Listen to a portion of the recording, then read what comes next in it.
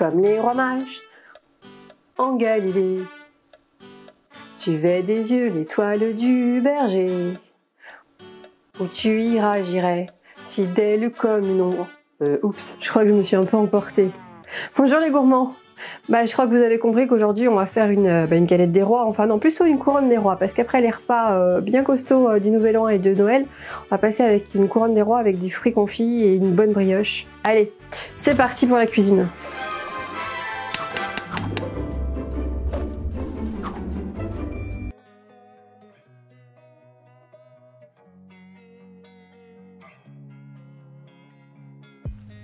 Mélangez la farine, le sucre, le sel et la levure, la fleur d'oranger.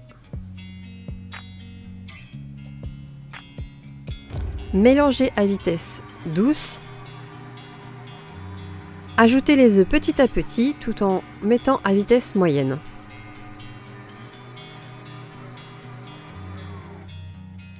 Vous pouvez racler les bords avec votre maryse ou votre corne pour que toute la pâte soit bien au milieu.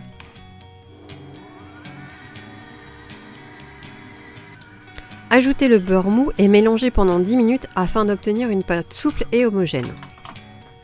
Débarrassez votre pâte de votre robot.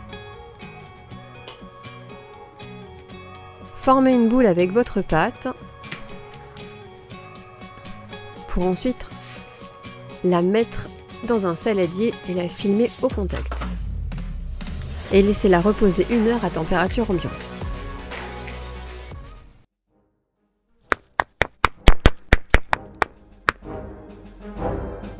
La galette des rois à la frangipane ou la couronne des rois aux fruits confits arriverait au Moyen-Âge. Le roi désigné devait payer à l'assemblée une tournée générale. Pour éviter toute tricherie, la fève comestible aurait été remplacée par une fève en porcelaine. Quant à la frangipane, on l'a devée au comte Cesare Frangipani, qui aurait donné la recette qui porte son nom à Catherine de Médicis.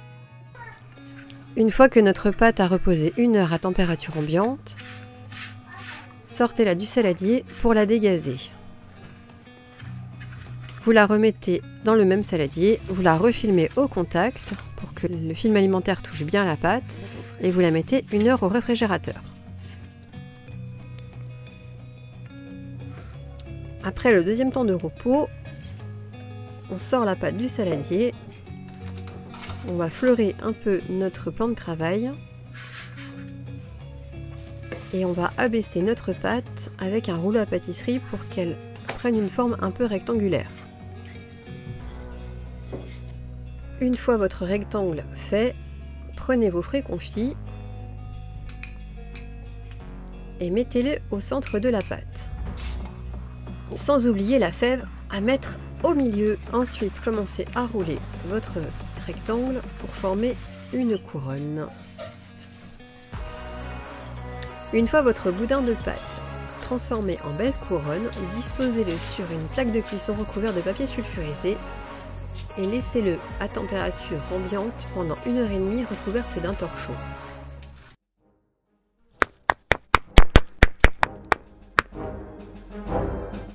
Traditionnellement, nous la dégustons le 6 janvier pour l'Épiphanie, qui est une fête chrétienne. Cependant, cette date correspondait à l'origine à une fête païenne appelée les Saturnales, qui était célébrée par les Romains pour marquer le solstice d'hiver. Les Saturnales consistaient à désigner le roi ou la reine d'un jour au moyen d'une fève blanche ou noire cachée dans une galette. Cette tradition a été reprise par les chrétiens qui ont remplacé la fève par une figurine représentant l'enfant Jésus.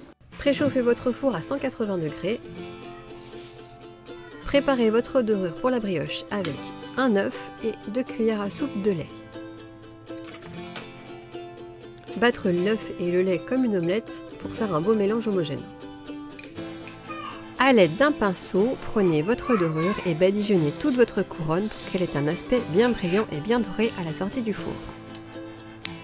Ensuite, mettez votre couronne au four à 180 degrés pendant 20 minutes.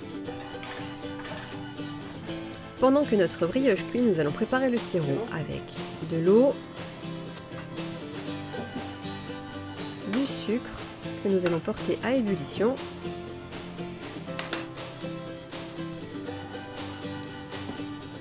une fois l'eau et le sucre à ébullition, enlevez du feu et mettez votre fleur d'oranger dedans et mélangez.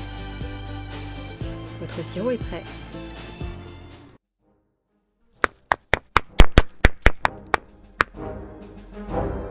La galette des rois ou couronne des rois est devenue un dessert incontournable en France que l'on mange souvent en famille et entre amis durant tout le mois de janvier, qu'elle soit à la frangipane ou à la pomme. Dans le sud de la France, on l'appelle le gâteau des rois, en Franche-Comté la galette comtoise et la nourolle en Normandie. On la retrouve également en Croatie, au Portugal et même dans certaines régions du Mexique et des États-Unis. Les 20 minutes sont passées et notre brioche des rois est prête. Pendant que la brioche est bien chaude, disposez-la sur une grille et badigeonnez-la avec le sirop que nous avons réalisé précédemment. Une fois le sirop bien badigeonné, disposez le sucre en gros grains partout sur votre couronne, puis les fruits confits.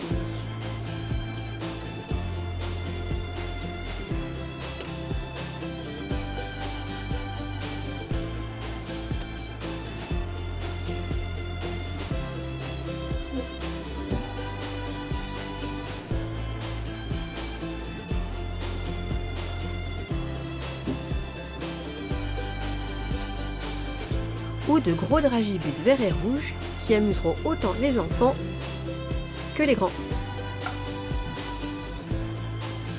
Et voilà, notre couronne des rois est terminée et il ne vous reste plus qu'à la déguster en famille ou entre amis et bon appétit!